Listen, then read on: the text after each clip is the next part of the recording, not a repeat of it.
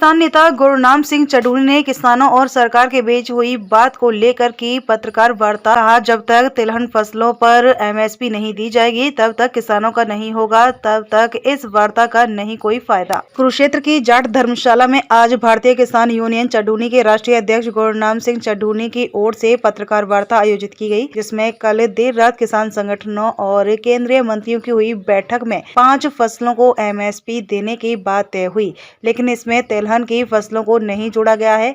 चढ़ूनी ने कहा कि हरियाणा में इन फसलों का महत्व है। जब तक इन फसलों को एमएसपी में शामिल नहीं किया जाता है तब तक हरियाणा के किसानों के लिए सरकार द्वारा किए गए फैसले का कोई मतलब नहीं है। उन्होंने कहा कि इन फसलों में बाजरे का जिक्र नहीं किया गया है और न ही किसी क्षेत्र का जिक्र किया गया है। यह भी एक मुद्दा है कि एमएसपी किन किन राज्यों में दी जाएगी। अगर हरियाणा को इसमें शामिल नहीं किया जाता है तो हरियाणा के किसान आंदोलन के लिए तैयार है। किसानों द्वारा लड़ी जा रही आंदोलन में हरियाणा के किसान पीछे नहीं है। हरियाणा के किसानों ने भी इस आंदोलन में भूमिका निभाई है, चाहे वो टोल प्लाजा फ्री करने की बात हो, चाहे ट्रैक्टर मार्च निकाला हो। वहीं इंटरनेट सेवा में बंद होने के सवाल पर उन्होंने कहा कि आजकल सभी कार्य इंटरनेट के माध्यम से हो रहे हैं। लोगों ने अपनी जेब में पैसा रखना बंद कर दिया है और इंटरनेट के जरिए ही पैसे का लेन देन कर रहे हैं। वहीं बच्चों की पढ़ाई भी इंटरनेट की वजह से ही बाधित हो रही है। नेट बंद करने से किसान आंदोलन बंद नहीं होगा। प्रधान जी, आज जो आंदोलन देश में चल रहा है, इसमें जो बातचीत हुई है, कल जो बातचीत हुई है जिसपे सारे देश की आंखें थी कि शायद कोई हल निकलेगा, उसमें उन्होंने 5 फसलों पे आश्वासन दिया है कि हम इनको एजेंसियों से जो है वो खरीद करवाने की बात कर सकते हैं। हमारा उसमें कहना ये है कि 2 मुख्य फसलें पे चर्चा नहीं हुई। या चर्चा नहीं हुई है तो माननी नहीं है, चर्चा हुई हो तो माननी नहीं है। उनमें एक फसल जो बहुत अहम है वो है ऑयल सीड।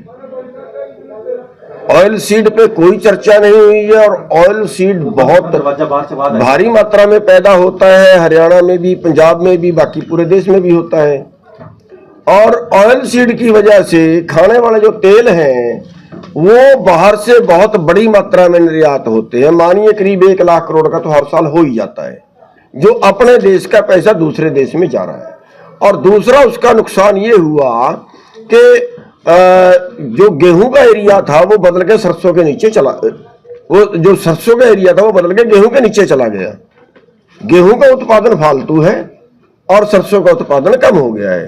और एक टाइम वो था जब जब अच्छा रेट हमें मिलता था तो हम अपने देश की खपत का 97% खाद्य तेल खुद पैदा करते थे, जो आज करीब 50% पे आ गया है और बाहर से फिर हमें मंगाना पड़ रहा है। और ये जो है ये इसमें लिया जाना चाहिए, इसके बिना कोई फैसले का कोई मतलब नहीं रहता। ये भी उसमें शामिल होना चाहिए। सूरजमुखी, सरसों, तोड़िया, जितने भी ऑयल सीड है। और दूसरा, बाजरे पे कोई जिक्र नहीं हुआ। बाजरा बहुत भारी मात्रा में यहाँ पे होता है, बाजरे का कोई जिक्र नहीं किया। और अभी तक ये भी क्लियर नहीं किया कि ये जो है ये कितने एरिया का लेंगे। कभी ये ना हो कि उनके मन में कुछ ऐसा हो कि भाई ठीक है पंजाब की बात कर लें, हम हरियाणा की ना करें। अगर कोई ऐसी बात हुई तो फिर हमारी मजबूरी होगी कि फिर हरियाणा में वो कुछ होगा जिसकी उम्मीद नहीं कर सकते। फिर आप ये ना समझें कि बैरिकेड लगा के रोक लेंगे, किसी तरह से रोक लेंगे, फिर तो इनके पास हमें गोलियां मारने का चारा ही बाकी बचेगा। फिर हमें इस तरीके से लड़ना पड़ेगा, इस तरीके से आंदोलन करना पड़ेगा कि फिर जो है इनके बैरिकेड कोई काम करने वाले नहीं है। तो ये ज्यादा मैटर है कि जो भी 21 तारीख तक का टाइम है, जो भी सरकार ने कहना है वो ये सोच लें, ये समझ लें कि ये दोनों चीजें भी बहुत अहम हैं। और ये भी जैसे इन्होंने दालें बोल दिया है, जैसे इन्होंने मक्का बोल दिया है और जैसे इन्होंने जो है कपास बोल दिया है, तो ये चीज भी उसमें दोनों फसलें ये शामिल करनी चाहिए।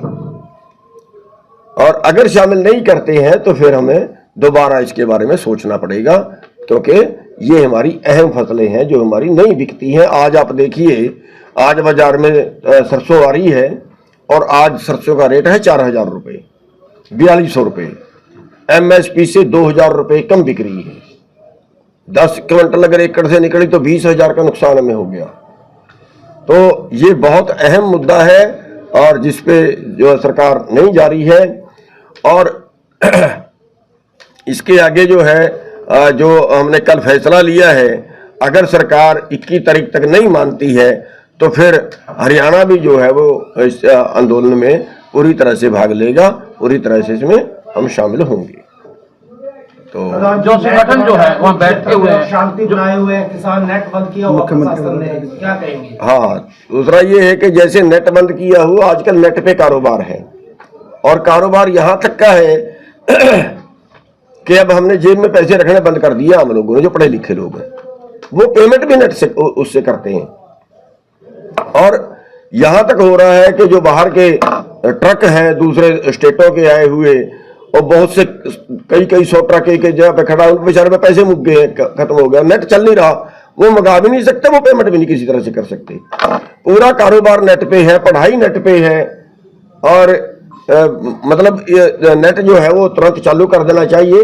नेट बंद करने से आंदोलन बंद नहीं होते। तो आपकी शंका, जैसे वो जो किसान संगठन बैठे हैं वहाँ जो सरकार से वार्ता कर रहे हैं, मेरी एक पॉइंट मेरा और बच गया, वो ये है कि हरियाणा के मुख्यमंत्री ने एक बयान दिया है कि हम 14 फसलों पे MSP दे रहे हैं, जो सफेद झूठ है।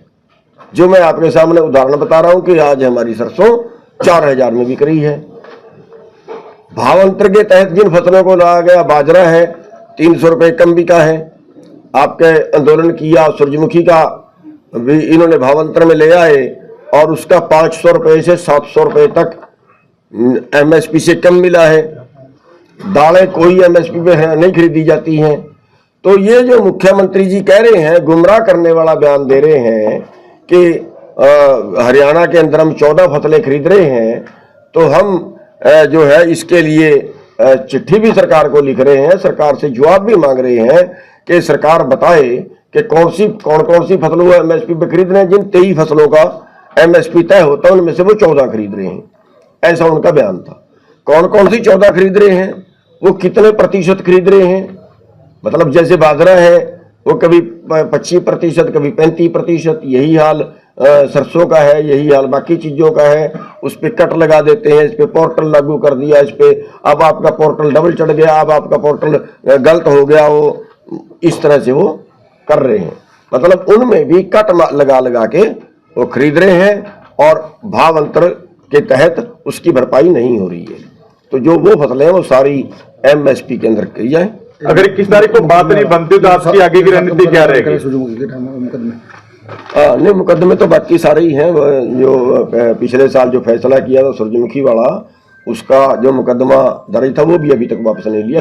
जो संगठन वहाँ बैठे हैं, बात कर रहे हैं सरकार से, उनके साथ पंजाब के मुख्यमंत्री बैठते हैं, तो आपको शक है, शंका है कि हरियाणा को उसमें शामिल ना किया जाए जो सरकार के साथ उनकी बातचीत? देखिए, अभी तक ना तो ये बात आई है कि वो शामिल कर रहे हैं, ना ये बात आई है कि ना शामिल कर रहे हैं। हम तो एक आपके माध्यम से चेतावनी देना चाह रहे हैं कि कभी हो सकता है, क्योंकि पंजाब के मुख्यमंत्री साथ में बैठे, हरियाणा के मुख्यमंत्री तो साथ में भी नहीं बैठा। हरियाणा के मुख्यमंत्री को भी तो साथ में बैठना चाहिए ना। जो बात हो हरियाणा के मुद्दे की तो वो उठाए ना, उनको तो हरियाणा की वकालत करनी है, वो करें।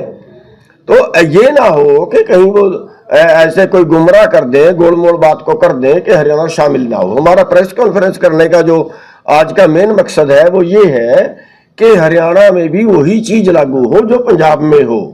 कभी कहीं किसी और तरह का ये समझ लें कि हरियाणा में अभी किसान नहीं उठे हैं। अभी हमने दिखा दिया है, जो हमने ट्रैक्टरों का प्रदर्शन किया है, जो हमने टोल बंद किए, हम इस आंदोलन में हमने दिखा दिया है कि हम भागीदारी है, वही मांगे हमारी भी है। जो इन फसलों पर अगर सहमति बनती है, फसलों के पर, तो आंदोलन जो है पंजाब वालों का लगता रुक के वो वापस ले लेंगे।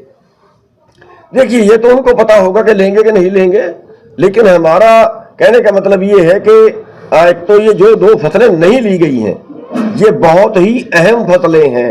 डाइवर्सिफिकेशन के लिए भी, जिसकी वो बात करते हैं, डाइवर्सिफिकेशन के लिए भी ये बहुत जरूरी है, क्योंकि सरसों के नीचे का एरिया बदल के गेहूं के नीचे चला गया है। गेहूं में 6 पानी लगते हैं, 5 पानी लगते हैं, सरसों में 2 पानी लगते हैं। 2 भी ना लगाओ तो भी चल जाता है। सरसों में तो ज्यादा पानी फुहारे से ही देते हैं, वो तो उसमें बहुत कम पानी की लगता है। डाइवर्सिफिकेशन होगा और उसमें सरकार को आसान भी होगा। और दूसरा ये चीज है कि अगर ये आयात करना बंद कर दें, खाद्य तेलों का आयात बंद कर दें। आप देखो 2 साल पहले सरसों का 6500 से 7000 के बीच बिकी है, एमएसपी से 1000 रुपए ज्यादा, और आज एमएसपी से 2000 रुपए कम, इसलिए कि अब उन्होंने बाहर से मंगा लिया खाने वाला तेल। उतना ही बाहर से आयात करना चाहिए जिसकी जरूरत हो, जो देश में कम हो। देश के उत्पाद को सस्ता करने के लिए बाहर से नहीं मंगाना चाहिए। देश में कमी अगर हो, अगर देश में वो चीज पैदा ना होती हो, तब बाहर से मंगाना चाहिए। यह नीति सरकार को बदलने की जरूरत है। प्रधान जी, 21 तारीख का आपका क्या स्टैंड रहेगा खास तौर पे, क्योंकि उन्होंने कहा पंजाब के किसान संगठनों ने हम बातचीत करेंगे, बात नहीं बनती तो हमारा हाल में दिल्ली कूच करेंगे। आपका 21 को क्या स्टैंड? देखिए, अगर 21 तक बात नहीं बनती है तो हमने जो कल कमेटी जो हमने बनाई, जो हमने कल मीटिंग की थी और उसमें बहुत से संगठन शामिल हुए हैं, उन सब से हम राय करके उनके अगले की घोषणा उसके हम करेंगे।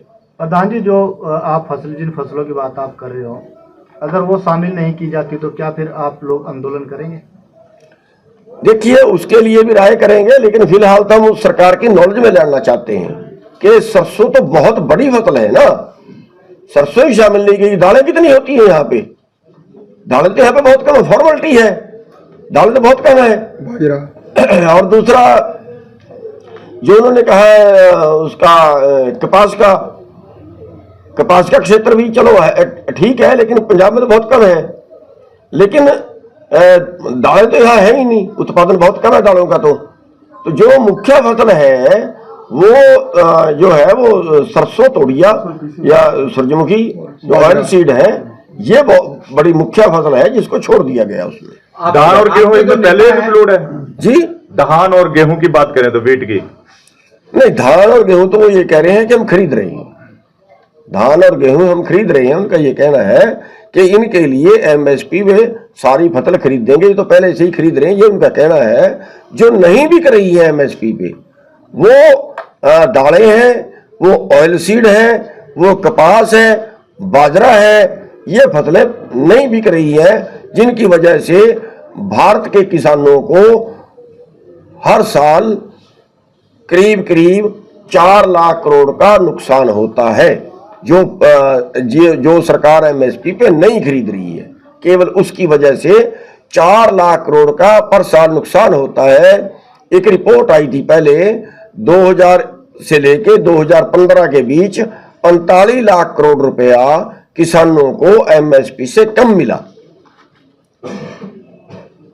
आपके दो किसान नेता है, अभिमन्यु कुहाड़ किसान रहना के किसान है, अभिमन्यु कुहाड़ और सुरेश का उसको कल गिरफ्तार किया, उसके लिए क्या कहेंगे? अभिमन्यु को नहीं, उसको अभिमन्यु कुहाड़ को गिरफ्तार नहीं किया, सुरेश कौथ को और रवि आजाद को, उनको भी शायद रात छोड़ दिया गया, जो मेरे छोड़ दी है जी 10 बजे छोड़ दिया। हाँ, रात छोड़ दिया गया, जहाँ तक मेरे पास। अभिमन्यु कुहाड़ का जो संगठन है उसके युवा के और 3-4 लोगों को जींद में गिरफ्तार किया गया है, संगतपुरा जो बॉर्डर है उधर से खनौरी की तरफ से वो किया गया है, बिल्कुल गलत है। और उन पे 307 के मुकदमे लगाए हैं, ये बिल्कुल क्रूरता है। और आपके माध्यम से हम सरकार से कहना चाहते हैं कि उनको छोड़ दें, उनके वो मुकदमे वापिस लें। ऐसे अनर्थ बिल्कुल नहीं चलेगा, बिल्कुल गलत है। शुक्रिया।